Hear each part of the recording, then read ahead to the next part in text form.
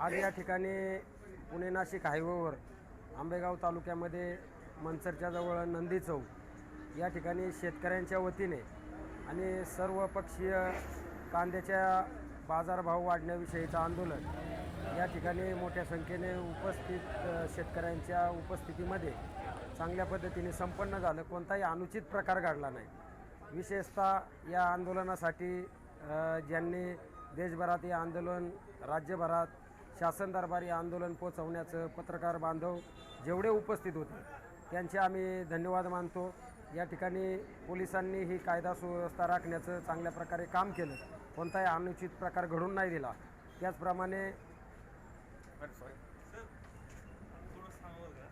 कसलं नाही थांबायचं काय मध्येच आमची लिंक कट केली तुम्ही. या ठिकाणी मोठ्या संख्येने आंदोलक उपस्थित होते, शेतकरी बांधव उपस्थित होते. शेतकऱ्यांचा कांद्याचा प्रश्न कुठंतरी शासन दरबारी पोचवण्यासाठी या ठिकाणी लक्षवेधी चांगली झाली. रस्ता रोको झाला.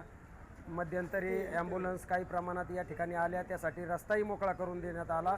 पोलीस बांधवांनी या आंदोलनात सहकार्य केलं आणि विशेष सहकार्य म्हणजे पत्रकार बांधवांनी आजच्या आंदोलनात पत्रकार बांधवांची उपस्थिती लक्षणीय होती आणि पत्रकार बांधवांनी हे आंदोलन पोचवण्यासाठी मग शासन दरबारी, राज्य दरबारी आणि विविध या ठिकाणी पणन कृषी मंत्री असतील, सरकारी अधिकारी असतील यांच्यापर्यंत पोचवण्याचं पत्रकार बांधवांनी चांगलं मोलाचं सहकार्य केलं.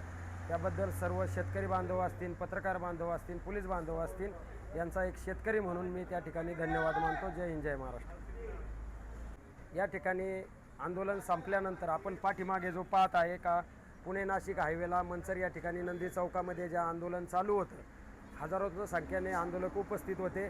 आता या ठिकाणी वाहतूक पूर्णतः पोलिसांच्या मदतीने या ठिकाणी सुरळीत चालू आहे आणि कोणताही अनुचित प्रकार घडला नाही. वाहतूक पूर्वपदावर झालेली आहे. लोकांना आव्हान आहे का आपला प्रवास हा सुरक्षित करावा. रस्ता मोकळा झालेला आहे.